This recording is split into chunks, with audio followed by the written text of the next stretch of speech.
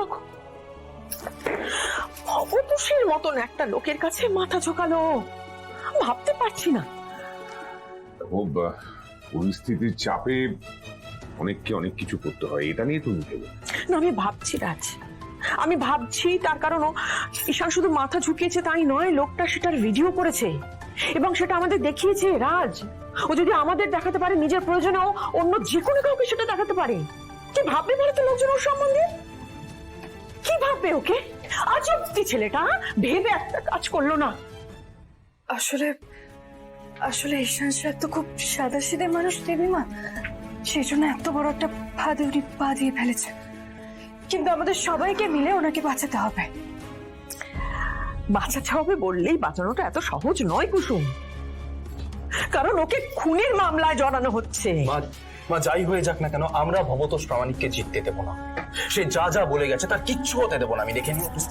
আয়ুষ, হার জিতের থেকেও আরো অনেক কিছু আছে এখানে। মান সম্মান জড়িয়ে আছে, আমাদের পরিবারের মান সম্মান জড়িয়ে আছে, আমার তোমার বাবার এই সমাজে একটা সম্মান আছে, রেসপেক্ট আছে, সেটা ভাবো। ভবতোষ প্রামাণিক ঈশান সাহেব আর ছোট সাহেবের কিচ্ছু করতে পারবেন না। আমি থাকতে সেটা কিছুতেই হতে দেব না। ভবতোষ প্রামাণিক কারোর সঙ্গে মিলে এই প্ল্যানটা করেছে। জিততে আমাদের হবেই, কিন্তু লড়াইটা খুব একটা সহজ হবে না। ওই লোকটা ঈশান সাহেবের কাঁধে বন্দুক রেখে দেবীমায়ের দিকে তাক করেছিলেন। ওই লোকটাকে এমন শিক্ষা দিতে হবে যাতে গাঙ্গুলি বাড়ির সাথে টক্কর নিতে গেলে উনি অনেকবার ভাবেন। ওনাকে ভয় পেলে চলবে না। ইন্দ্রাণী জীবনে কাউকে কোনোদিন ভয় পায়নি, আশা করছি ভবতোষকেও ভয় পাবে না। কি ইন্দ্রাণী, আমি ঠিক বললাম তো? রাত চোখটা বুঝলে না, ঈশানের মুখটা খালি ভাসছে। হ্যাঁ, তুমি ঠিক বলেছো, একদম ঠিক বলেছো। ইন্দ্রাণী গাঙ্গুলি সত্যি কাউকে ভয় পায় না, কিন্তু একজন মা তার সন্তানদের জন্য ভয় পায়। রাজ আর ঈশানের জন্য আমার ভয় লাগছে, আমার ভীষণ ভয় করছে। রাজ,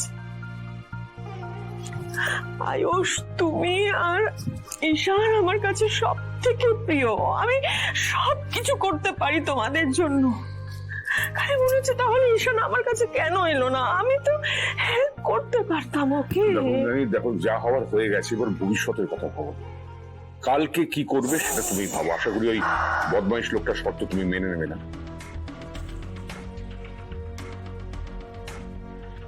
মা, তুমি শুধু আমাদের বলো আমাদের কি করতে হবে। আমি থাকতে তোমাকে কোনোভাবেই ভবতোষ প্রামাণিকের কাছে মাথা নত করতে দেব না। তোমাদের কারোর কোনো প্রশ্নের উত্তর আমার কাছে নেই।